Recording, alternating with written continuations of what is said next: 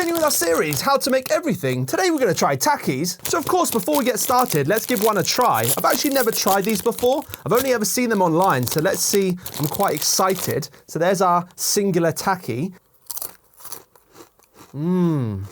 So many flavors. So of course, the first thing we're going to need to do is to make a dough. So we'll start off with a 60-40 ratio of flour to corn flour. Let's get that into the bowl. Just slowly add some water to bring it together as a dough. And before that fully comes together, we mustn't forget our salt. So add a few pinches in and a little dash of MSG, bit of flavor. So carefully watch your consistency as you add the water, as you don't want it too sticky. This is perfect. So now that we've got little dough balls, we obviously need to turn it into a Taki shape. So we essentially need to press it flat into a little disc. So place onto something it won't stick to, and then grab a heavy object. We've got a scented candle here with a nice flat surface. So let's just squish that down into a little disc shape. It's sort of sat in there nicely now. So this is the tricky bit. You need to very carefully sort of get it up off the surface, roll it down into a little Takis shape, and it should work quite nicely. We sort of messed this one up a little bit, but that is not bad. There is our little kind of slightly messed up Taki shape, but basically do that, but slightly better, and that should be good. So just finished our test batch. We'll put them to the side to air dry for the minute while we get started on our seasoning. Since most of the flavor is chili and lime, obviously we'll start off with some cayenne pepper. And to that we'll add some chili powder, onion powder, garlic powder, habanero chili flakes. For seasoning we'll add some more MSG, a little dash of salt, pinch of citric acid, some sugar, a little bit maltodextrin, paprika, and finally some powder colour, obviously red, since it has such a strong colour. And then we'll just put that all into a blender to bring it together. And now blend.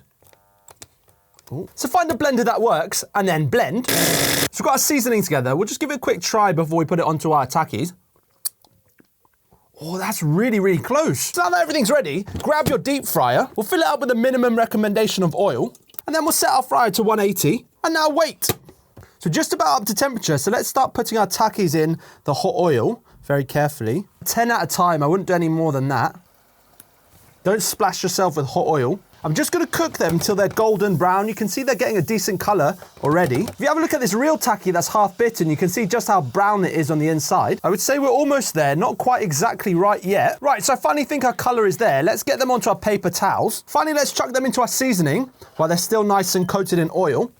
And hopefully, should get a good coating. Look at that. If that doesn't look like a Taki to me, I don't know what does. That's amazing. So having a look at the two next to each other, and I'm genuinely impressed. Look at that. That looks almost exactly the same. Let's try the original one first.